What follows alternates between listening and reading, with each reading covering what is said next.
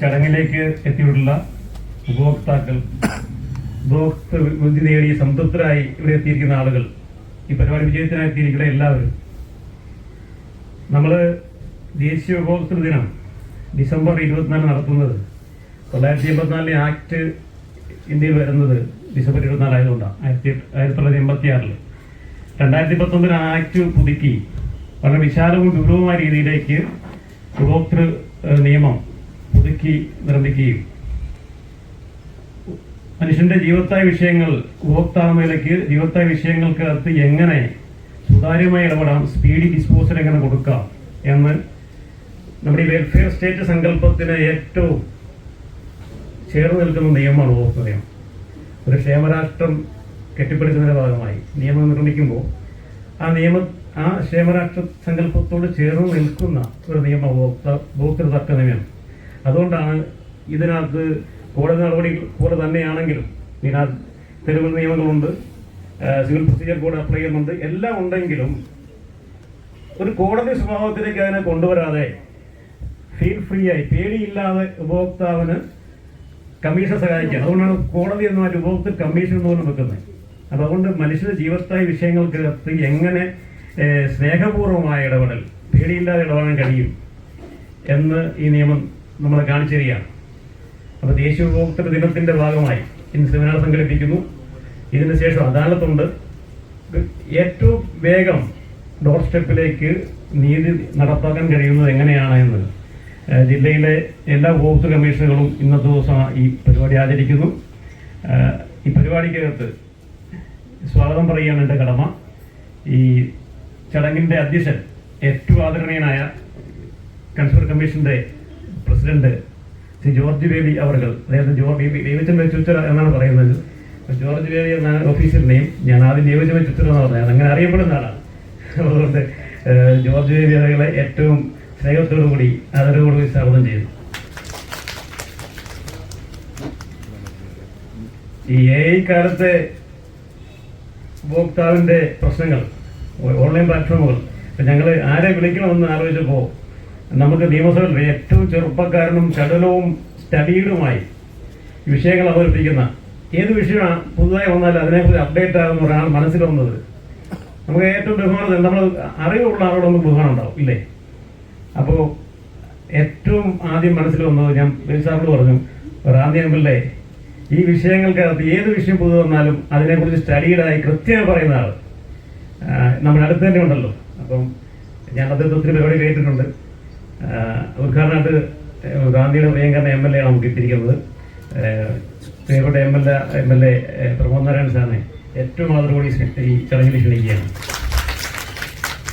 പത്തനംതിട്ട നഗരപിതാവ് നമ്മുടെ അവകാശ സമൂഹത്തിന് ചെറിയ അഹങ്കാരം കൂടിയാണ്. ചില അഭിഭാഷകനായ ഒരു നഗരപിതാവാണ് പത്തനംതിട്ട കിട്ടിയിരിക്കുന്നത്. അപ്പോൾ അതുകൊണ്ട് സാമൂഹിക സാംസ്കാരിക രാഷ്ട്രീയ മേഖലകളിൽ കൃത്യമായി തന്റെ ജില്ലയ്ക്കകത്ത് തന്റെ സാന്നിധ്യമായി നിൽക്കുന്ന പ്രിയപ്പെട്ട നഗരസഭാ ചെയർമാന് ഈ ചടങ്ങിലേക്ക് ഏറ്റവും ആദരവോടും സ്വാഗതം ആശംസിക്കുന്നു. പത്തനംതിട്ടയുടെ സിവിൽ സപ്ലൈസ് DSO ജില്ലാ supply officer Shri Jayashree madam എത്തിയിട്ടുണ്ട്. ശ്രീ ജയശ്രീ മേഡത്തെ ഏറ്റവും ആദരവോടുകൂടി ഈ ചടങ്ങിലേക്ക് സ്വാഗതം ചെയ്യുന്നു. പത്തനംതിട്ടയെ ജില്ലാ ബാർ അസോസിയേഷൻ സെക്രട്ടറി എന്റെ പ്രിയപ്പെട്ട സുഹൃത്തു കൂടി അഡ്വക്കേറ്റ് സിറാജുദ്ദീൻ PH ഇവിടെ സന്നിഹിതനായിട്ടുണ്ട്. അദ്ദേഹത്തെ ഏറ്റവും ആദരവോടുകൂടി സ്വാഗതം ചെയ്യുന്നു. ഉപഭോക്തൃ മേഖലയിൽ കൺസ്യൂമർ വിജിലൻസ് സെന്ററിന്റെ ജില്ലാ പ്രസിഡന്റ് കൂടിയായ ശാസ്താമഠം ശ്രീകുമാർ അഡ്വക്കേറ്റ് എത്തിയിട്ടുണ്ട്. അദ്ദേഹത്തെ സ്വാഗതം ചെയ്യുന്നു. ജില്ലാ ഉപഭോക്തൃ സർക്കാർ കമ്മീഷന്റെ മീഡിയേറ്റർ കൂടിയായ ബാർ അസോസിയേഷന്റെ ഭാരവാഹിയും കൂടിയായ അഡ്വക്കേറ്റ് ഷാജി മോഹൻ എത്തിയിട്ടുണ്ട്. അദ്ദേഹത്തെ സ്വാഗതം ചെയ്യുന്നു. പത്തനംതിട്ട 30ാം വാർഡ് കൗൺസിലർ എത്തിച്ചേരുമെന്ന് അറിയിച്ചിട്ടുണ്ട്. കൗൺസിലർ ശ്രീ സിന്ധു അനിലിനെ സ്വാഗതം ചെയ്യുന്നു. പിന്നെ ഫ്ലവേഴ്സ് കോമഡി താരം, സാഹിത്യ സാംസ്കാരിക മേഖലകളിലെ ആളെ കൂടെ നമ്മൾ വിളിച്ചിരുന്നു. അതിൽ ശ്രീ ഹരിദാസ് ഉദിമോട്, കാർട്ടൂണിസ്റ്റ് ഷാജി മാത്യു ഇവരൊക്കെ എത്തിച്ചേരും. അവരെ സ്വാഗതം ചെയ്യുന്നു. അനുകൂല വിധി ലഭിച്ച 3 ഉപഭോക്താക്കളെ വിളിച്ചു. നമ്മുടെ റൈറ്റ്സ് കോടതിയോട് പറഞ്ഞ് നീതി നേടിയെടുത്ത അവരുടെ അനുഭവങ്ങൾ പങ്കുവയ്ക്കണമല്ലോ. ഇങ്ങനെ 3 ആളുകൾ നമ്മൾ വിളിച്ചിട്ടുണ്ട്. ഒന്ന് ശ്രീമതി ഗീത ഷാജി, ഷീജ റാഫി, ജി ഉപേന്ദ്രനാഥ്, 3 പേരെയും ഈ ചടങ്ങിലേക്ക് സ്വാഗതം ചെയ്യുന്നു. ഈ ഞങ്ങളുടെ assistant registrar Deepa R Nair, Deepa S Aniruddhan ഇവിടെ എത്തിയിട്ടുണ്ട്. അദ്ദേഹത്തെ ഈ ചടങ്ങിലേക്ക് സ്വാഗതം ചെയ്യുന്നു. ഈ ക്ലാസ്സുകൾ നമ്മുടെ ഇത് കഴിഞ്ഞിട്ട് ഈ ഉപഭോക്തൃകളെ സംബന്ധിച്ച് ക്ലാസ് എടുക്കുന്നത് രണ്ടുപേർ ഗോപീഷ് സാറാണ്. ഗോപീഷ് സാറിനെ ഈ യോഗത്തിലേക്ക് സ്വാഗതം ചെയ്യുന്നു. ഞാൻ ആരെ വിട്ടുപോട്ടില്ലാന്ന് വിചാരിക്കുന്നു. ഇവിടെ എത്തിയിട്ടുള്ള അഭിഭാഷക സുഹൃത്തുക്കൾ, ബാർ അസോസിയേഷന്റെ ഭാരവാഹികൾ, പൊതുമേഖലയിൽ നിൽക്കുന്ന എല്ലാവരെയും, സിവിൽ സപ്ലൈസ് വകുപ്പിലെ ജീവനക്കാർ എല്ലാവരെയും ഒറ്റവാക്കിൽ സ്വാഗതം ചെയ്തുകൊണ്ട് എല്ലാവർക്കും ക്രിസ്മസിന്റെയും പുതുവർഷത്തിന്റെയും ആശംസകൾ നേർന്നുകൊണ്ട് മക്കൾ അവസാനിപ്പിക്കുന്നു.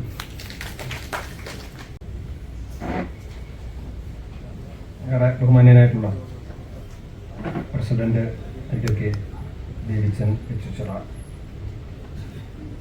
നമ്മുടെ ഉദ്ഘാടനം നിർവഹിക്കുന്ന ശ്രീ പ്രമോദ് നാരായണന്റെ പ്രിയപ്പെട്ട സുഹൃത്ത് റാന്നി MLA, വേദിയിലും സദസ്സിൽ ഉപവിഷ്ടരായിട്ടുള്ള ബഹുമാന്യരെ,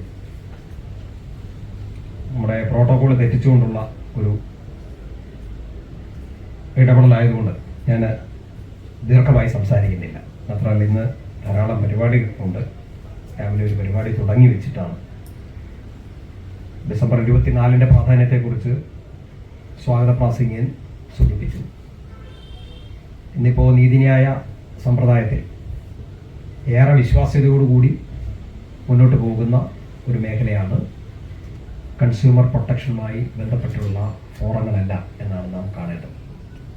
കോടതികളുടെ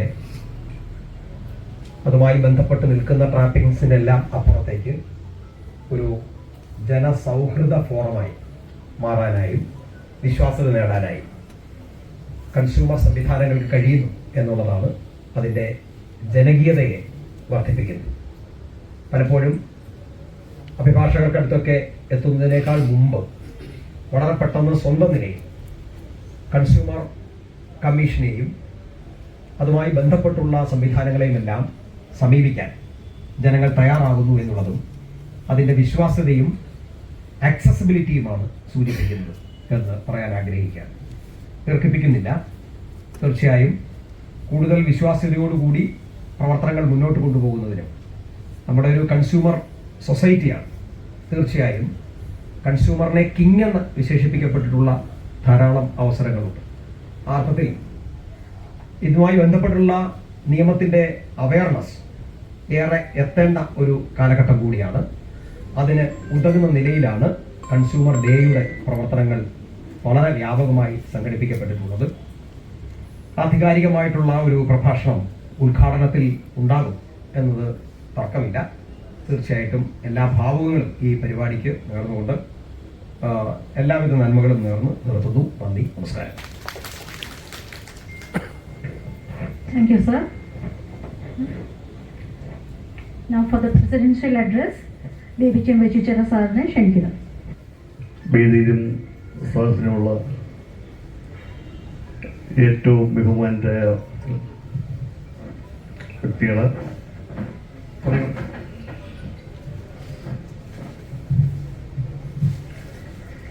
സമയപരിമിതിയുണ്ട്. അതുകൊണ്ട് ഞാൻ ദീർഘമായ ഒരു അധ്യക്ഷ പ്രസംഗത്തിന് വേദി ഉപയോഗിക്കുന്നില്ല.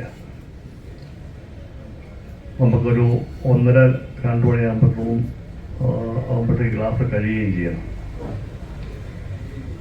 ഇനിയും ഒരുപാട് ഉദ്ഘാടനം തൊട്ട് ക്ലാസ് വരെയുള്ള കാര്യങ്ങൾ സമീപനമായി തീർക്കുകയും ചെയ്യണം.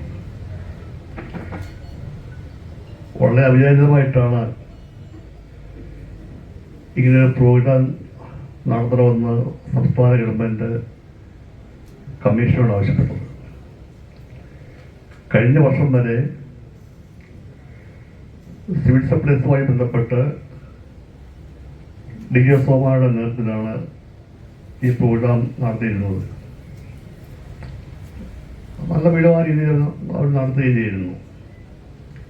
എന്നാൽ ഒരാഴ്ച മുമ്പാണ് അതിൻ്റെ മാറ്റം വരുത്തി കൺസ്യൂമർ കമ്മീഷനാണ് തന്നെ ഇത് നടന്നാണ് കുറച്ചുകൂടെ കാരണം കുറച്ച് അഭിഭാഷകരെ കൂടുതൽ വർദ്ധിപ്പിക്കാൻ കഴിയും. ആ രീതിയിൽ ചിന്തിക്കുകയും അങ്ങനെ ഞങ്ങൾക്ക് അതിനുള്ള ഒരു അവസരം ഉണ്ടാകുകയും ചെയ്തത്. അതുകൊണ്ട് തന്നെ ഞങ്ങൾക്കത് നല്ലൊരു പ്ലാൻ ചെയ്യാൻ സത്യം പറഞ്ഞാൽ കഴിഞ്ഞില്ല. ഒരുപാട് പരിമിതികൾ ഇപ്പം തന്നെ ഞങ്ങൾക്കുണ്ട്. കാരണം ഇപ്പം തന്നെ പലരും നിൽക്കുന്നേ ഉള്ളൂ. ഹാളിൻ്റെ കാര്യത്തിനകത്ത് ചില പരിമിതി ഉണ്ടായിട്ടുണ്ട്. കുറച്ച് കുറവുകളൊക്കെ ഉണ്ട്. അപ്പോൾ അടുത്ത പ്രാവശ്യം അതൊക്കെ നമുക്ക് മാറ്റി കുറെ കൂടെ നല്ല രീതിയിൽ നടത്താൻ കഴിയുമെന്നാണ് ഞങ്ങളുടെ വിശ്വാസം. ഞങ്ങൾ ആലോചിച്ചപ്പോൾ തന്നെ DSO അടക്കമുള്ളവർ ഞങ്ങൾ ഒരു സാഹസ യോഗം കൂടിയാണ്. ബാറിൻ്റെ പ്രതിനിധികൾ എല്ലാവരും സാഹസ യോഗത്തിൽ പങ്കെടുത്തിരുന്നു. എല്ലാവരും കൂടി ആലോചിച്ചാണ് വളരെ പെട്ടെന്ന് ഇങ്ങനത്തെ പരിപാടി ഞങ്ങൾ ആലോചിക്കുകയും പരിമിതമായ സൗകര്യത്തിനകത്ത് നിന്നുകൊണ്ട് ഏറ്റവും മെച്ചപ്പെട്ട രീതിയിൽ നടത്താൻ ആലോചിക്കുകയും ചെയ്തത്. അപ്പം അതിൻ്റെതായിട്ടുള്ള കുറവുകൾ ഉണ്ടെങ്കിൽ, പോരായ്മ ഉണ്ടെങ്കിൽ അത് ഒരു പോരായ്മയെ കണ്ടുകൊണ്ട് തന്നെ ഞങ്ങൾ അംഗീകരിക്കുന്നു. മറ്റു കാര്യങ്ങളൊന്നും ഞാൻ പോകുന്നില്ല. ഒന്നിൻ്റെ കാര്യം മാത്രം പറഞ്ഞാൽ, കഴിഞ്ഞ 5 വർഷം മുമ്പ് ഞാനും മെമ്പർ നിഷാദ് സാറൊക്കെ കമ്മീഷനിൽ അംഗങ്ങളെ വരുമ്പം ഏതാണ്ട് 500ഓളം കേസുകളാണ് ഉണ്ടായിരുന്നത്. അത് കഴിഞ്ഞിട്ട് കേസിൻ്റെ എണ്ണം വർദ്ധിച്ചു. ഒരു അവബോധം എല്ലാവർക്കും ഉണ്ടായിരുന്നുള്ളൂ. സംസ്ഥാനത്ത് ആകമാനം ദേശീയ ലെവലിൽ പോലും കൺസ്യൂമറിൻ്റെ അവകാശങ്ങളെ പറ്റി ഒരു അവബോധം ജനങ്ങളിൽ എത്തിയെന്നുള്ളത് യാഥാർത്ഥ്യമാണ്. അതിൽ സംസ്ഥാന ഗവൺമെൻറ്റും ദേശീയ ഗവൺമെൻറ്റും വഹിച്ച പങ്കും വളരെ വലുതാണ്. ഇവിടെ ഞങ്ങൾ വന്നതിന് ശേഷം തന്നെ എനിക്ക് തോന്നുന്നു ഒരു 1800ഓളം കേസുകൾ വിധി പറയട്ടുണ്ട്. അതിനുള്ള 20% മാത്രമേ ഉള്ളൂ അപ്പീലിന് പോയിട്ടുള്ളത്. ബാക്കിയുള്ള എല്ലാവർക്കും തന്നെ ഇവിടുത്തെ കേസിന്റെ വിധി കിട്ടുന്നവർക്കൊക്കെ തന്നെ ഇവിടെ പൈസ ലഭിച്ചവരാണ് കൂടുതലും. അത്തരത്തിൽ ജനങ്ങൾക്ക് ഇതിന്റെ ആനുകൂല്യങ്ങൾ ജനങ്ങളിൽ എത്തിക്കാൻ ഞങ്ങൾക്ക് കഴിഞ്ഞു എന്നുള്ളൊരു ആണ് യാഥാർത്ഥ്യം. അതൊന്നും ഞങ്ങളുടെ കഴിവുകൊണ്ട് മാത്രം പറഞ്ഞതല്ല. അങ്ങനത്തെ ഞങ്ങൾ സഹായിച്ച ഇന്ത്യയിലെ നിലവരായ ബാർ അസോസിയേഷൻ്റെ ഭാരവാഹികൾ, അഭിഭാഷക സുഹൃത്തുക്കൾ, കൺസ്യൂമേഴ്സ്, ഞങ്ങളുടെ തന്നെ സ്റ്റാഫുകൾ, നിരവധി പേരുടെ സേവനം കൊണ്ടാണ് ഞങ്ങൾക്ക് അങ്ങനെ ഒരു 1800 കേസിന്റെ വിധി പറയാൻ കഴിഞ്ഞത്. അപ്പം ഈ ജില്ലയിലെ കൺസ്യൂമേഴ്സിന്, ചൂഷണത്തിന് വിധേയമായിട്ടിരിക്കുന്ന കൺസ്യൂമേഴ്സിന് ഒരു നല്ല ഗുണം ലഭിക്കുന്ന രീതിയിൽ ഈ കൺസ്യൂമർ കമ്മീഷനെ മാറ്റാൻ ഒരു പരിധിവരെ ഞങ്ങൾക്ക് കഴിഞ്ഞിട്ടുണ്ടെന്ന് മാത്രം സൂചിപ്പിച്ച് മാത്രമേ ഉള്ളൂ. മറ്റു വിശ്വാസങ്ങളിലേക്ക് ഒന്നും തന്നെ പോകുന്നില്ല. ഈ കൺസ്യൂമർ അവകാശങ്ങളെ പറ്റി ഏറ്റവും നല്ല രീതിയിൽ കടമെടുക്കുന്ന ഇവിടുത്തെ സീനിയർ അധ്യക്ഷനായിട്ടുള്ള ശ്രീ ഗോപീഷ് സാറുണ്ട്. അദ്ദേഹം കടമെടുക്കും. അതുകൊണ്ട് ഞാൻ തൽക്കാലം എല്ലാവരെയും സ്നേഹപൂർവ്വം സ്വാഗതം ചെയ്തുകൊണ്ട് നിർത്തുന്നു. അഭിവാദ്യങ്ങൾ. Next, for lighting of the lamp, I invite the Honorable MLA Sri Pramod Narayan.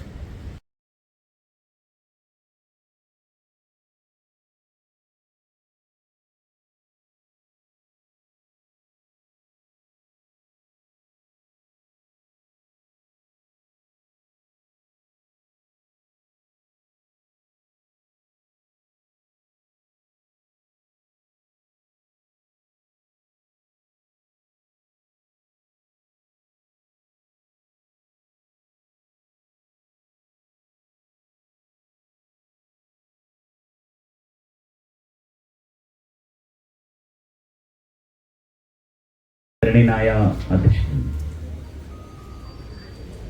ഉപഭോക്തൃ തർക്ക പരിഹാര കമ്മീഷന്റെ ബഹുമാനായ പ്രസിഡന്റും റാന്നിയിൽ ഞങ്ങളെ സംബന്ധിച്ച് ഞങ്ങൾക്ക് എല്ലാവർക്കും ഏറെ ആത്മബന്ധമുള്ള, ഞങ്ങളെല്ലാം ബഹുമാനിക്കുന്ന അഡ്വക്കേറ്റ് ബേബിച്ചൻ വെച്ചുച്ചിറ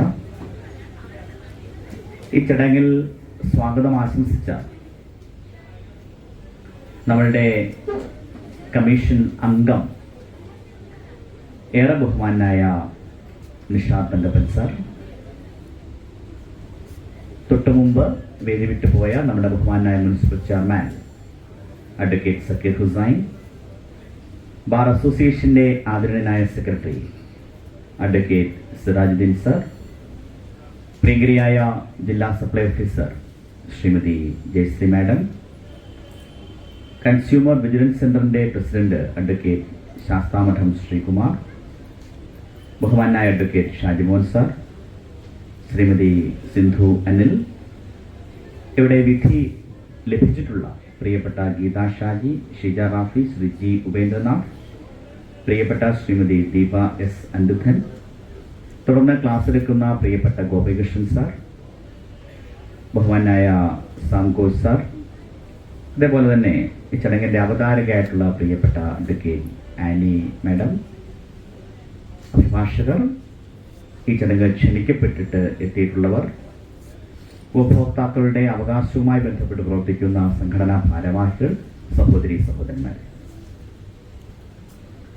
ഏറെ ആഹ്ലാദത്തോടെ ദേശീയ ഉപഭോക്തൃ ദിനമായ ഡിസംബർ 24 പ്രാധാന്യം നമ്മുടെ എല്ലാവരുടെയും മനസ്സിൽ ഉണർത്താനും ഇതുമായി ബന്ധപ്പെട്ട പ്രവർത്തനങ്ങൾക്ക് കൂടുതൽ ഉണർവ് പകരാനും സഹായിക്കട്ടെ എന്ന് ആഗ്രഹിച്ചുകൊണ്ട് ഈ ഒത്തുചേരൽ ഉപഭോക്തൃ അവകാശ ജാലകം എന്ന വിശേഷണത്തിൽ സംഘടിപ്പിച്ചിട്ടുള്ള ഈ ചടങ്ങ് ഉദ്ഘാടനം ചെയ്തതായി നിങ്ങളെ എല്ലാവരെയും അറിയിക്കട്ടെ.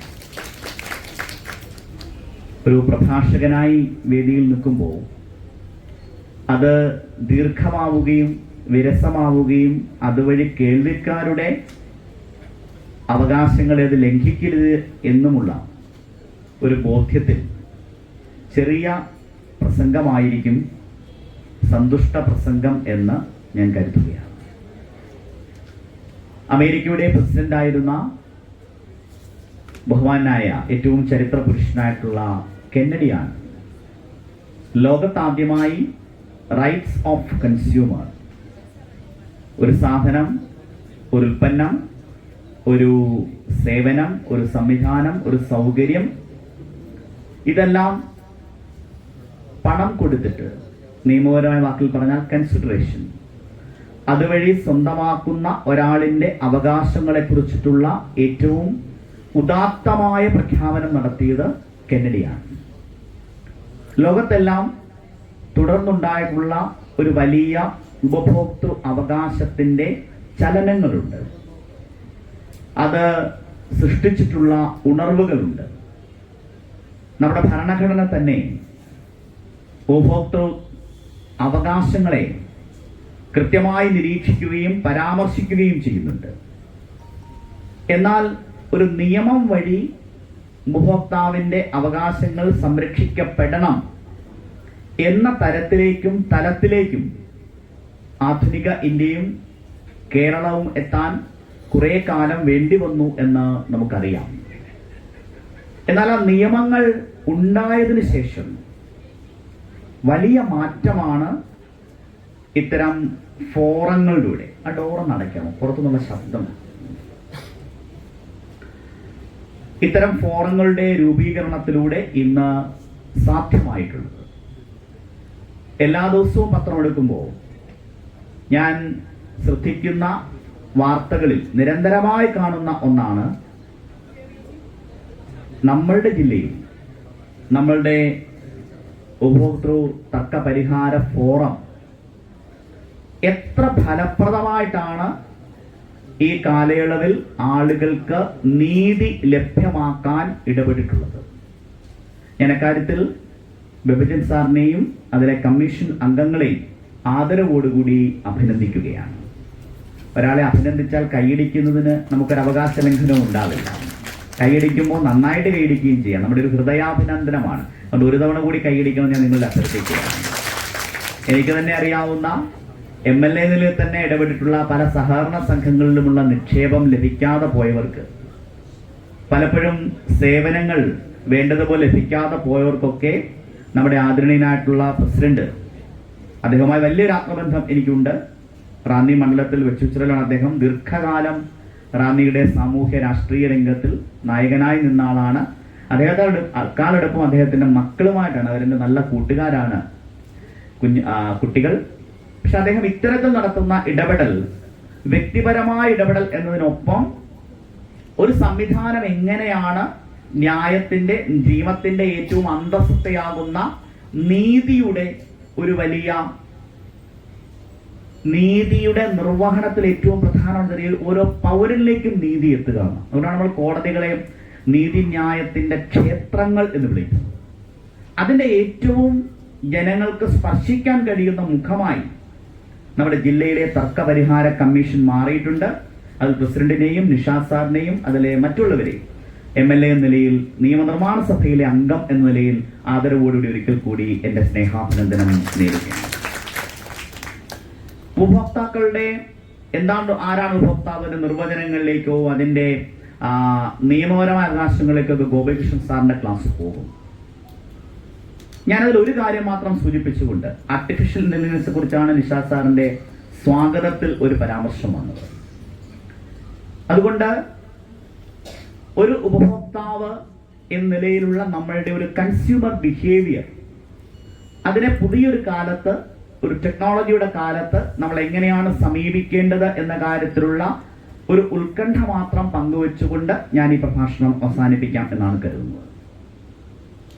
We can sell water even as wine എന്നത് സെല്ലിങ്ങിലെ ഒരു പ്രധാനപ്പെട്ട, കുട്ടികളോട് പറഞ്ഞു കൊടുക്കാറുള്ള, MBA ക്ലാസ്സിലൊക്കെ പറഞ്ഞു കൊടുക്കാറുള്ള ഒന്നാണ്.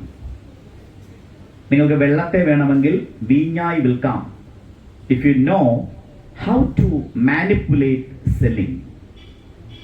വെള്ളവും വീഞ്ഞുമായി ചേർന്നുള്ള കഥയിൽ പെട്ടെന്ന് മനസ്സിലേക്ക് വരുന്നത്, ഓക്സ്ഫോർഡ് സർവകലാശാലയുടെ പുരാതനമായൊരു മുറി, ആ മുറിയിലിരുന്ന് യേശുദേവന്റെ അത്ഭുത പ്രവൃത്തികളെ കുറിച്ചെല്ലാം ഉപന്യാസം എഴുതാൻ അന്ന് വന്ന തിയോളജി വിദ്യാർത്ഥികളോട് പരീക്ഷ നടത്തുന്ന ആൾ പറയുകയാണ്, എല്ലാ കുട്ടികളും വെളുത്ത കടലാസിൽ കറുത്ത അക്ഷരങ്ങളായി യേശുദേവന്റെ അത്ഭുത പ്രവൃത്തികൾ എഴുതുമ്പോൾ ഒരു കുട്ടി മാത്രം നിശബ്ദനായിരിക്കും, ഒന്നും എഴുതാതെ. അപ്പോഴാണ് ഒരു ജാലകം തുറക്കുകയും ഒരു കാറ്റ് അകത്തേക്ക് വരികയും അദ്ദേഹത്തെ തഴുകി കടന്നു പോവുകയും ആ കടന്നു പോകുന്ന നിമിഷത്തിൽ ഒരു വരി എഴുതും. ആ വരി ഇതാണ്, when water met its master it flushed. നാഥനെ കണ്ട മാത്രയിൽ ജലം ചുവന്നു തുടുത്തു. വെള്ളം വീഞ്ഞാതിനെ കുറിച്ച് എഴുതപ്പെട്ടുള്ള ഏറ്റവും മനോഹരമായ കവിത എഴുതിയത് ലോർഡ് ബൈറനാണ്. പക്ഷെ ഉപഭോക്താക്കളുടെ ഒരു കാലത്ത് വെള്ളം വീഞ്ഞാവുക എന്ന രൂപാന്തരത്തിന്റെ അത്ഭുത പ്രവൃത്തിയല്ല, വെറും വെള്ളത്തെയും വീഞ്ഞായി അവതരിപ്പിക്കുക എന്ന ഒരു മാനിപ്പുലേഷൻ ഓഫ് സെല്ലിംഗ് ആണ് ആധുനിക കാലത്ത് നടക്കുന്നത്. ഒരു കോടതിയുടെ മുമ്പിൽ നിങ്ങളൊരു കൺസ്യൂമറായി വരണം എന്നുണ്ടെങ്കിൽ നിങ്ങളൊരു സേവനം, ഒരു ഉൽപ്പന്നം, ഒരു സംവിധാനം, ഒരു സൗകര്യം പണം കൊടുത്ത് വാങ്ങണം അല്ലെ? അങ്ങനെയല്ലേ അതിൻ്റെ ഒരു നിർവചനം? ഒരു കൺസിഡറേഷൻ ഉണ്ടാകണം. നിങ്ങളങ്ങനെ ചെയ്യുമ്പോൾ മാത്രമാണ് നിങ്ങളൊരു കൺസ്യൂമർ ആകുന്നത്. പക്ഷെ ഞാനും നിങ്ങളും എനി ടൈം കൺസ്യൂമേഴ്സ് ആണ്. ഇപ്പോൾ 24/7 നിങ്ങളെ ഒരു കൺസ്യൂമറായി മാറ്റുന്ന ഒരു ലോകത്താണ് നാം ജീവിക്കുന്നത്. ഇവിടെ പേരിട്ടിരിക്കുന്നത് അവകാശ ജാലകം എന്നാണ്. ജാലകം എന്ന വാക്ക് ജാലിക എന്നതിലേക്ക് ഓർമ്മിപ്പിക്കുന്നുണ്ട്. ജാലിക എന്നുള്ളതിന്റെ ഇംഗ്ലീഷ് വെബ്സൈറ്റ് എന്നാണ്. നിങ്ങളൊരു സിനിമ ടിക്കറ്റ് കൊടുത്ത് കാണുന്ന ആളാകണം എന്നായിരുന്നു നിങ്ങൾ തിയേറ്ററിൽ പോകണമായിരുന്നു. നിങ്ങൾ ഒരു കോഴ്സ് പഠിക്കണം എന്നുണ്ടെങ്കിൽ പണ്ട് നിങ്ങൾ പണം കൊടുത്ത് ഒരു ഇൻസ്റ്റിറ്റ്യൂട്ടിൽ ചേരണമായിരുന്നു. നിങ്ങൾ നിങ്ങളുടെ ഒരു മുഖത്തുണ്ടാകുന്ന കുരുക്കൾ അത് മാറുന്നതിനെ കുറിച്ച് നിങ്ങൾക്കൊരു സേവനം ലഭ്യമാകണമെങ്കിൽ പണം കൊടുത്തൊരു ക്ലിനിക്കിൽ പോകണം. എന്നാൽ ഈ സൗകര്യങ്ങളെയും സേവനങ്ങളെയും എല്ലാം നിങ്ങളിലേക്ക് എത്തുന്ന ഒരു ഉപകരണം നിങ്ങളുടെ കയ്യിലുണ്ട്. അതെന്താണ്? ഫോണാണ്. മൊബൈൽ ഫോൺ എന്ന ഡിവൈസ് വന്നതോടെ കൺസ്യൂമറിന്റെ നിർവചനം അത്ഭുതകരമായി മാറുകയാണ്. സിനിമ കാണാൻ നിങ്ങൾ തിയേറ്ററിൽ പോകണ്ട. നിങ്ങൾക്ക് ഈ പറഞ്ഞ സേവനങ്ങൾ വാങ്ങാൻ നിങ്ങൾ പോകണ്ട. ഒരു കോഴ്സ് ചെയ്യാൻ നിങ്ങൾക്ക് കോളേജിലോ പോകണ്ട. ഇന്ന് രാവിലെ അമേരിക്കയിൽ ഇറങ്ങിയ പത്രം വായിക്കാൻ നിങ്ങൾക്ക് ആ പത്രത്തിന്റെ സബ്സ്ക്രൈബർ ആകേണ്ട കാര്യമില്ല. We live in a world which is increasingly interconnected with technology. നാം ജീവിക്കുന്നത് സാങ്കേതിക വിദ്യയാൽ ബന്ധിപ്പിക്കപ്പെട്ട ഒരു ലോകത്താണ്. ആ ലോകത്ത് വിൽക്കലിന്റെയും വാങ്ങലിന്റെയും സ്വഭാവം മാറുന്നു. കുറെ കാലം മുമ്പ് വരെ വീട്ടിൽ ഭക്ഷണം എത്തിച്ചു തരുന്ന സ്വിഗ്ഗിയെ കുറിച്ച് പത്തനംതിട്ടക്കാർക്ക് ചിന്തിക്കാൻ പറ്റുമായിരുന്നു. ആമസോൺ കേട്ടിട്ടുണ്ടായിരുന്നോ പണ്ട്? എന്റെ പേര് മുമ്പിലിരിക്കുന്ന സുന്ദരിക്കുട്ടി ബിസ്മി. ബിസ്മി ഇപ്പൊ എങ്ങനെയായിരിക്കും ഒരു സാധനം പെട്ടെന്ന് സെർച്ച് ചെയ്യുന്നത്? ഗൂഗിൾ ചെയ്യും അല്ലെ? ദൈവമേ എന്നല്ല, ഗൂഗിളിൽ നിന്നാണ് ആളുകൾ വിളിക്കുന്നത്. അപ്പോ ഗൂഗിൾ ആണ്. പക്ഷെ ഗൂഗിളിന്റെയും കാലം മാറി. അവിടെയാണ് നിഷാ സാറും അധ്യക്ഷനും പറഞ്ഞ AI വരുന്നത്, ആർട്ടിഫിഷ്യൽ ഇന്റലിജൻസ്. ആർട്ടിഫിഷ്യൽ ഇന്റലിജൻസിന്റെ ഒരു ഫോമാണ് ജനറേറ്റീവ് AI. അതൊന്നും ആളോട് പറഞ്ഞ് നിങ്ങളെ ഭയപ്പെടുത്താൻ ഉദ്ദേശിക്കുന്നില്ല. പക്ഷെ ഒരു കാര്യം ഞാൻ പറയാം. നിങ്ങൾ ശ്രദ്ധിച്ചിട്ടുണ്ടോ? നിങ്ങൾ ഫേസ്ബുക്ക് ഉപയോഗിക്കുന്നു, യൂട്യൂബ് ഉപയോഗിക്കുന്നു, സ്റ്റാഫ് അല്ലേ? നിങ്ങൾ ആലോചിക്കുന്നൊരു കാര്യം നിങ്ങളുടെ ഫോണിൽ റീൽസായി വരുന്നു എന്ന് തോന്നിയിട്ടുണ്ടോ? ഇല്ലേ? നമ്മൾ വിചാരിക്കുന്നത് എങ്ങനെയാണ് ഞാനിത് ആലോചിച്ചു എന്ന് എൻ്റെ ഫോൺ എങ്ങനെയാണ് കണ്ടുപിടിച്ചത് അല്ലേ? ഇങ്ങേറ്റം നിൽക്കുന്ന ആളിന് ഇപ്പോ ജങ്ക് ഫുഡ് ഇഷ്ടമാണെന്ന് ഞാൻ ചോദിക്കുന്നില്ല, എന്നാലും ഇഷ്ടമാണെന്ന് എനിക്ക് തോന്നുന്നു അല്ലേ? ചെറുതായിട്ട് ഇഷ്ടമാണ്. ഫ്രൈഡ് ചിക്കൻ ഇഷ്ടമാണെന്ന് ചോദിച്ചു. KFC പറഞ്ഞപ്പോൾ തന്നെ മുഖത്ത് ഇഷ്ടമാണ്. പേരെന്താ? ബുർഖാല. നല്ല മനോഹരമായ പേരാണ്. ഞാൻ പണ്ട് അറബി കൗതുകത്തിന് വേണ്ടി പഠിച്ചിട്ടുണ്ട്. അപ്പൊ അറബിയിൽ അന്ന് ഒരു വായിച്ച കഥയിൽ ഈ പേരുണ്ടായിരുന്നു. എൻ്റെ പെണങ്ങത്തിൽ റാന്നിയാണോ വീട്? അല്ല. അപ്പൊ ഒട്ടു പോകത്തില്ല. അപ്പൊ എന്തായാലും അത് ചിലപ്പോൾ ഇനി പറഞ്ഞിട്ട് അവസാനം ഒരു പ്രസംഗം കാരണം. ബുർഖാനയ്ക്ക് ഫ്രൈഡ് ചിക്കൻ ഇഷ്ടമാണെന്ന് വിചാരിച്ചു. ഫ്രൈഡ് ചിക്കൻ ഇഷ്ടമാണെന്ന് ബുർഖാന വിചാരിച്ചാൽ ബുർഖാന്റെ ഫോണിൽ പിന്നെ വരുന്നതെല്ലാം തോന്നിയിട്ടുണ്ടോ? യെസ്. അതാണ് ആർട്ടിഫിഷ്യൽ ഇന്റലിജൻസിന്റെ പ്രത്യേകത. ഭയപ്പെടുത്തുന്നതാണ്. T.S. Eliotന്റെ വേസ്റ്റ് ലാൻഡ് എന്ന കവിതയിൽ ഒരു വരിയുണ്ട്, I can show you fear in a handful of dust. ഇവിടെ അങ്ങനല്ല, I can show you fear when you live in the world of AI. നിങ്ങൾ എന്ത് വാങ്ങണം എന്നല്ല, എങ്ങനെ ജീവിക്കണം എന്ന് നമ്മൾ അറിയാതെ ആരോ തീരുമാനിക്കുന്നു എന്നുള്ളതാണ് അതിന്റെ പ്രത്യേകത. ഇതെങ്ങനെയാണ് സംഭവിക്കുന്നത് ചോദിച്ചാൽ, ബുർഖാന എപ്പോഴെങ്കിലും ഒരു KFC വാങ്ങുന്നുണ്ടെങ്കിൽ, ആ KFCയിലേക്ക് നിങ്ങൾ പണമടച്ചിട്ടുണ്ടെങ്കിൽ, നിങ്ങളുടെ ഫോണിൽ KFC എന്ന സെർച്ച് ചെയ്തിട്ടുണ്ടെങ്കിൽ, നിങ്ങളുടെ ഫോണിൽ വേറെ ഏതെങ്കിലും ഒരു ഘട്ടത്തിൽ അതിന്റെ ലൊക്കേഷൻ ഒരു KFCയിൽ പോയിട്ടുണ്ട് എങ്കിൽ AI തീരുമാനിക്കുകയാണ് നിങ്ങൾക്ക് എല്ലാ ദിവസവും വൈകുന്നേരമാകുമ്പോൾ നിങ്ങളുടെ മുഖത്ത്, നിങ്ങളുടെ നാവിൽ, നിങ്ങളുടെ രുചിയിൽ, ഹൃദയത്തിൽ ഒരു KFC കഴിക്കണമെന്ന് നിങ്ങളെ പ്രേരിപ്പിക്കുന്ന തരത്തിൽ ആയിരിക്കും നിങ്ങളുടെ കാഴ്ചകളെ ആർട്ടിഫിഷ്യൽ ഇന്റലിജൻസ് രൂപപ്പെടുത്തുന്നത്. അതിനെയാണ് മാനിപ്പുലേറ്റിംഗ് കൺസെന്റ് എന്ന് പറയുന്നത്. ഇതിൻ്റെ ഒരു പുസ്തകമുണ്ട്. ഞാൻ ആ പുസ്തകത്തെക്കുറിച്ച് ദീർഘമായി പോകുന്നില്ല, കാരണം ചുരുക്കി പ്രസംഗിക്കണം എന്നുള്ളതുകൊണ്ട്. ഒരു മനോഹരമായ പുസ്തകം അടുത്ത കാലത്ത് വായിച്ചാണ്. ഡിസൈൻ ഓഫ് തിങ്കിങ് എന്നാണ് പുസ്തകം. നിങ്ങൾ എങ്ങനെ ചിന്തിക്കണം എന്ന് ആളുകൾ തീരുമാനിക്കുന്നു. ഇപ്പോ ബിസ്മി ഉപയോഗിക്കുന്ന ഡ്രസ്സ്, ആ ഡ്രസ്സിൽ ഒരു പുതിയ പാറ്റേൺ ബിസ്മി ആലോചിക്കുകയാണ്. യഥാർത്ഥത്തിൽ ബിസ്മി പാറ്റേൺ എന്ന് തിങ്ക് ചെയ്യുമ്പോൾ ബിസ്മിയുടെ മനസ്സിലേക്ക് ഈ പാറ്റേൺ ഒരു 100 കാര്യങ്ങൾ നിങ്ങളുടെ കയ്യിലുള്ള ഫോണിൽ കൂടി എത്തിക്കഴിഞ്ഞു.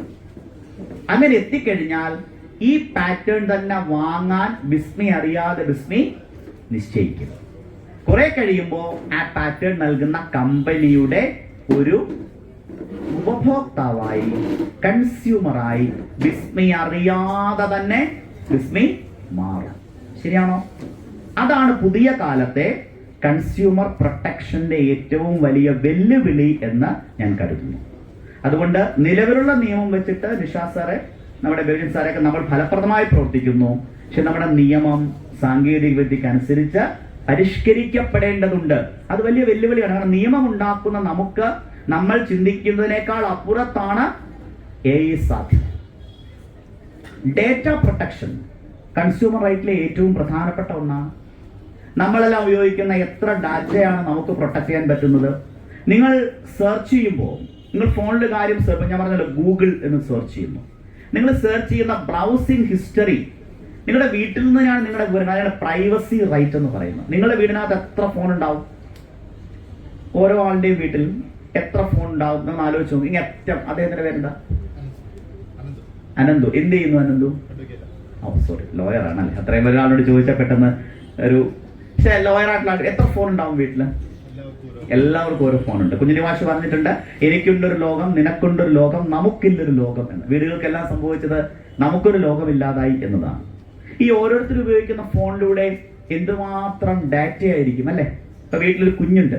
നിങ്ങളുടെ കുഞ്ഞ് നിങ്ങൾ ഏത് പ്ലേ സ്കൂളിൽ വിടണം എന്ന് നിങ്ങൾ ആലോചിച്ചിട്ടുണ്ടെങ്കിൽ കുഞ്ഞുങ്ങൾ ഉപയോഗിക്കുന്ന വസ്ത്രം, കുഞ്ഞുങ്ങളുടെ ക്ലാസ്, കുഞ്ഞുങ്ങളുടെ പിന്നെയുള്ള കുഞ്ഞുങ്ങളുടെ എഡ്യൂക്കേഷൻ വരെയുള്ള നിങ്ങളുടെ തോട്ട് പ്രോസസ്സിനെ മുഴുവൻ AI നിയന്ത്രിക്കുകയാണ്. ഇത് AI വരുന്നതിന് മുമ്പ് മാത്രമായിരുന്നില്ല. അപ്പൊ കൊക്കക്കോളയും പെപ്സിയും ആദ്യമായി വരുന്നു. അതിനു മുമ്പ് പെപ്സി ആയിരുന്നു US ഏറ്റവും ശക്തമായി ഉണ്ടായിരുന്നത്. ആ സമയത്ത് കൊക്കക്കോള ഒരു കാര്യം ആലോചിച്ചു, എങ്ങനെയാണ് പെപ്സിയെ തോൽപ്പിക്കാൻ കഴിയുന്നത്? അങ്ങനെ ആലോചിച്ചു കഴിഞ്ഞപ്പോൾ there was a meeting, CEO ഉൾപ്പെടെയുള്ള ആളുകൾ. അപ്പോൾ ആളുകൾ പറഞ്ഞു, നമുക്ക് കൂടുതലായിട്ട്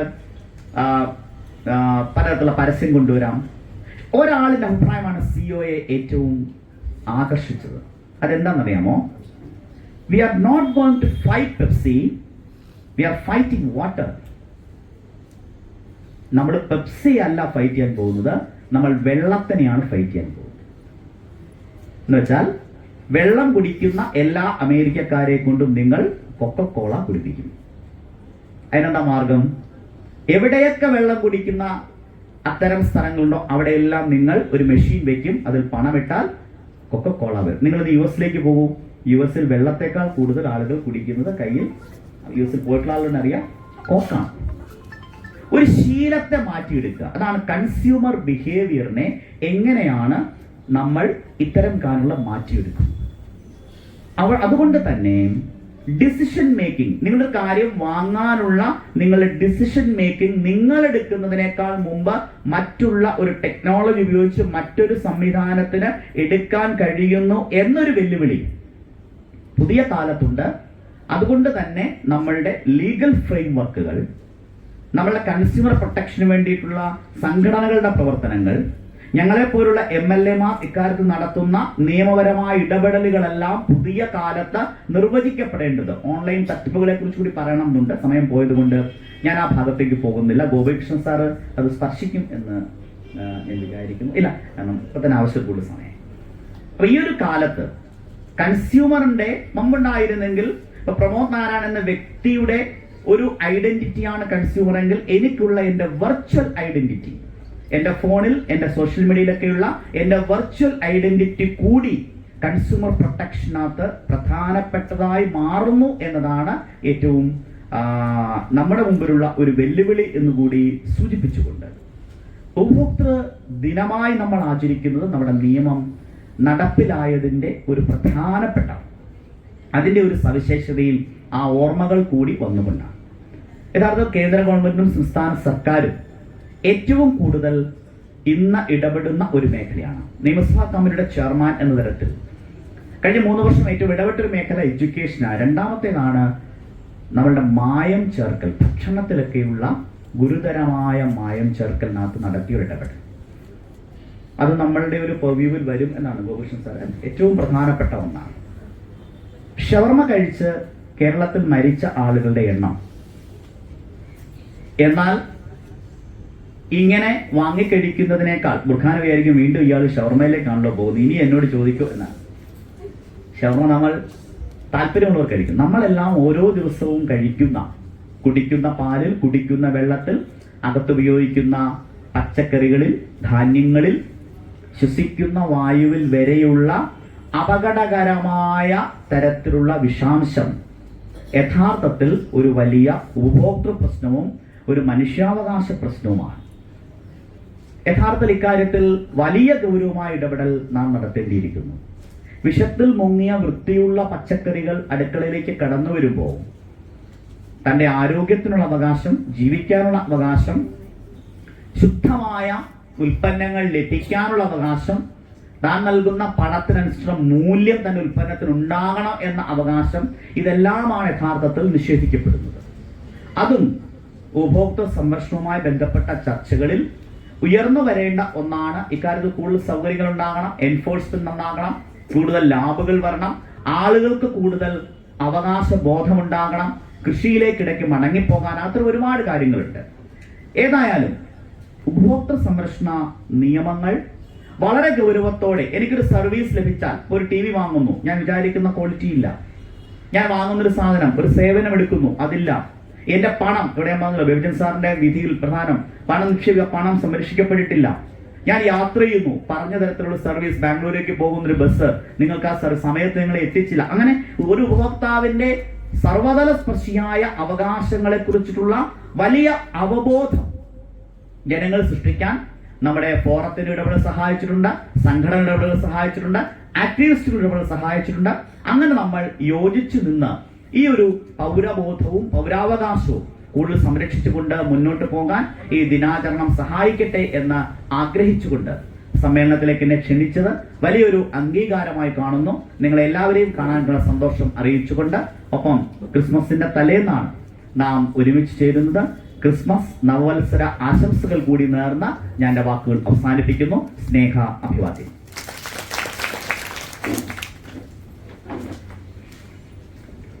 Thank you, MLA sir, for a very informative message. Sardanda. ഇപ്പോഴേ ഈ ഉപഭോക്താ അവാർഡ് കിട്ടിയ 3 പേരെ ഓണർ ചെയ്യുന്നു. അഡ്വക്കേറ്റ് KJ മനു,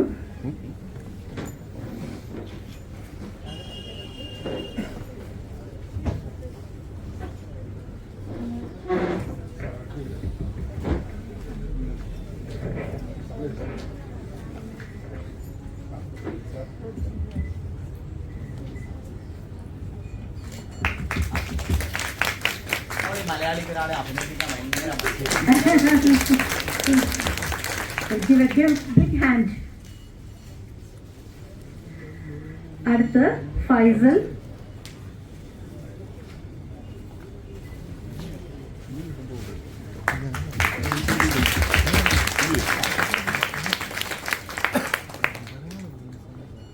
അടുത്തതായി ഉപേന്ദ്രനാഥ്.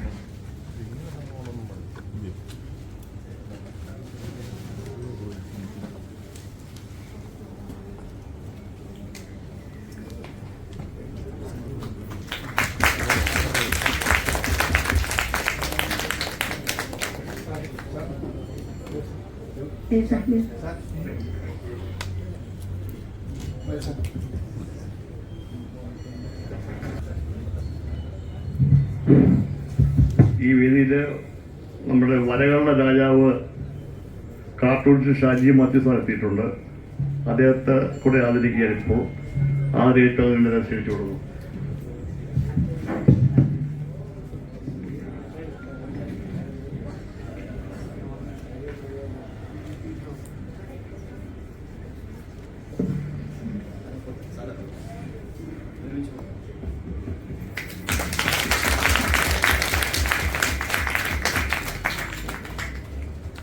അടുത്തതായി ഫെലിസിറ്റേഷന് വേണ്ടി I invite Shrimati Jayashree KR, ജില്ലാ സപ്ലൈ ഓഫീസർ.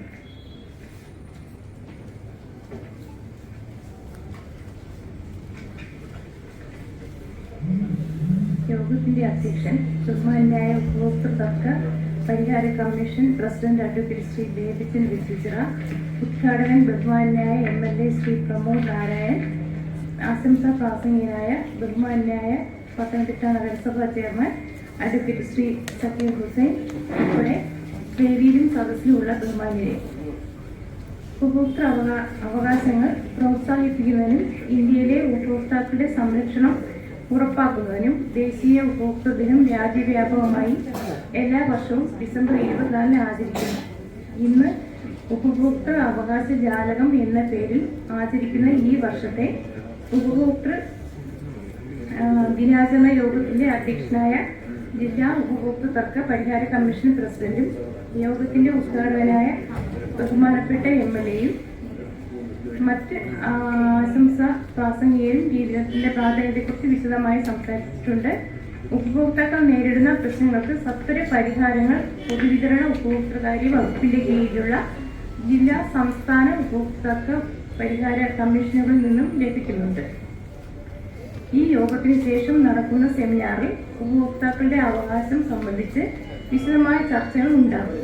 ആയതിനാൽ ഈ അവസരം എല്ലാവരും പരമാവധി പ്രയോജനപ്പെടുത്തണം എന്ന് അപേക്ഷിച്ചുകൊണ്ട് 2024 ദേശീയ ഉപഭോക്തൃ ദിനാചരണത്തിന് എല്ലാവിധ ആശംസകളും നേർന്നുകൊണ്ട് നിർത്തുന്നു. എല്ലാവർക്കും നന്ദി.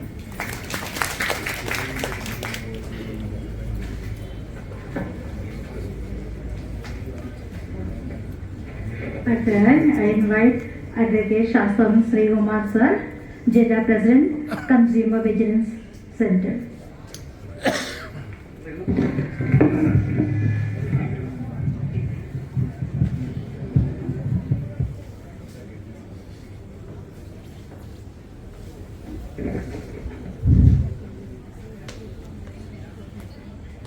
ആരാധ്യനായ സീരിയാസ് പ്രസിഡന്റും പരിപാടിയുടെ അധ്യക്ഷൻ നമ്മുടെ കൺസ്യൂമർ ഫോറത്തിന്റെ പ്രസിഡന്റ് ജോർജ് ബേബി, ഞാൻ ഇന്ന് പേരറിയുന്നത് ബേബിച്ചന്റെ ചുറ്റില അവറുകൾ, ബഹുമാനായ നമ്മുടെ ഉദ്ഘാടകൻ ആദരണീയനായ MLA അഡ്വക്കേറ്റ് പ്രമോദ് നാരായണൻ അവറുകൾ, അതുപോലെ തന്നെ നമുക്ക് ഇവിടെ മുമ്പ് പ്രസംഗിച്ച സക്കീർ ഹുസൈൻ അവറുകൾ, നഗരസഭ ചെയർമാൻ, അതുപോലെ ബഹുമാനായ നമ്മുടെ ഇവിടെ ക്ലാസ്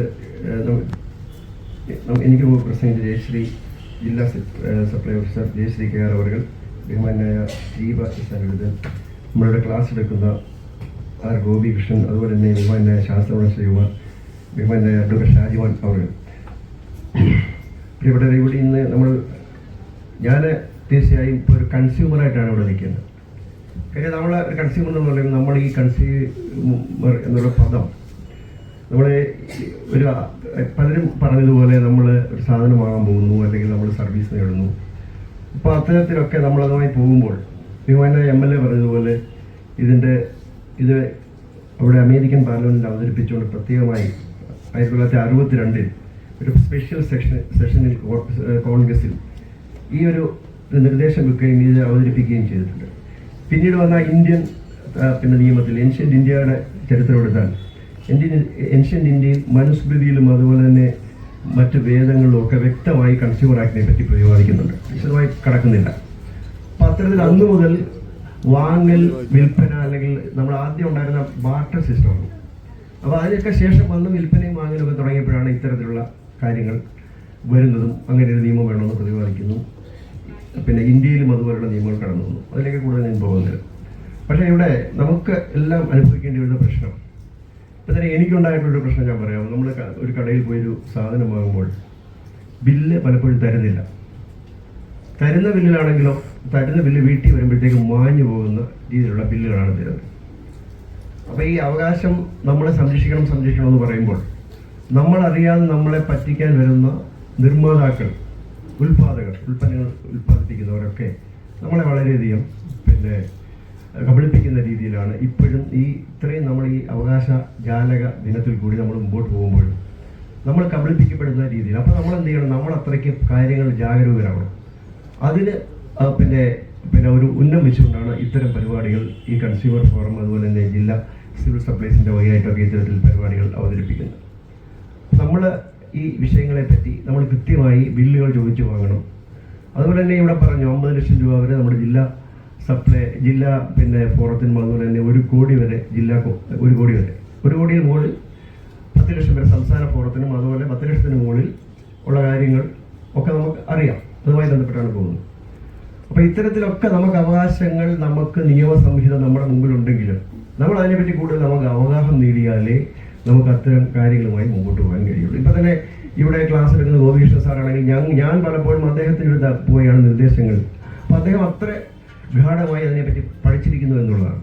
അതുപോലെ ഇവിടെ നമുക്ക് ഒരു അവാർഡ് വാങ്ങിയ നമ്മുടെ ഈ പത്തനംതിട്ട കോടതിയിലെ അഭിഭാഷകനായ മനു, അദ്ദേഹം ഒരു പെട്രോൾ ബങ്കിൽ പോയി ഗ്യാസ് ടയറിൽ ഗ്യാസ് നിറച്ച് കൊടുക്കാത്ത ഒരു വിഷയവുമായി ബന്ധപ്പെട്ട് കോടതിയെ സമീപിക്കുകയും അതായത് നമ്മൾ പത്രദ്വാര മാധ്യമങ്ങൾ വായിച്ചതാണ്. അപ്പം നിയമത്തിൻ്റെതായ മാർഗങ്ങൾ ചെയ്യുന്നു, അഭിഭാഷകർ അവരുടെ കടമ നിർവഹിക്കുന്നു. അപ്പം നമ്മൾ സാധാരണക്കാരായ ആളുകൾ അതിൽ നിന്നും മാറി ദൂരെ നിൽക്കാതെ നിയമം എന്താണോ പറയുന്നത് അതിലൂടെ മുമ്പോട്ട് പോകാൻ തയ്യാറായാൽ മാത്രമേ നമ്മൾ ഈ അവകാശങ്ങളെ പറ്റി കൂടുതൽ ബോധവാന്മാരാകും. അതിനാണ് നമ്മൾ ശ്രമിക്കേണ്ടത്. ഇത്തരം ഈ ഒരു ദിനം സംഘടിപ്പിച്ച ജില്ലാ സപ്ലൈ ഡിപ്പാർട്ട്മെന്റിനും അതുപോലെ തന്നെ കൺസ്യൂമർ ഫോറം പ്രസിഡന്റ്, അതിൻ്റെ സംഘാടകർ, അതിൻ്റെ ജീവനക്കാർ എല്ലാവർക്കും ഈ ദിനത്തിൽ എല്ലാ ആശംസകളും നിർത്തുന്നു. എനിക്ക് തൊട്ടു പിന്നിൽ വരുന്നത് നമ്മുടെ ബാർ അസോസിയേഷനിലെ കൺസ്യൂമറുമായിട്ട് നിൽക്കുന്ന പ്രഗത്ഭനായ ഒരു അധ്യാപകനാണ് ഗോപികൃഷ്ണ സാർ. അദ്ദേഹത്തിൻ്റെ പ്രസംഗം കേട്ടതിന് ശേഷമാണ് എൻ്റെ ഒരു പ്രസംഗം എന്ന് ഞാൻ വിചാരിച്ചത്. പക്ഷേ നേരെ തിരിച്ചാണ്. അദ്ദേഹത്തിൻ്റെ ക്ലാസ് വളരെ തന്നെയാണ്. അതുകൊണ്ട് അദ്ദേഹത്തിൻ്റെ പ്രസംഗമുണ്ട്, ഇനി അദാലത്തുണ്ട്. അതുകൊണ്ട് എൻ്റെ പ്രസംഗം കൊണ്ട് അതേ പ്രസംഗം ആയിരിക്കും എന്ന് എല്ലാ ആശംസ നിർത്തുന്നു. നന്ദി, നമസ്കാരം.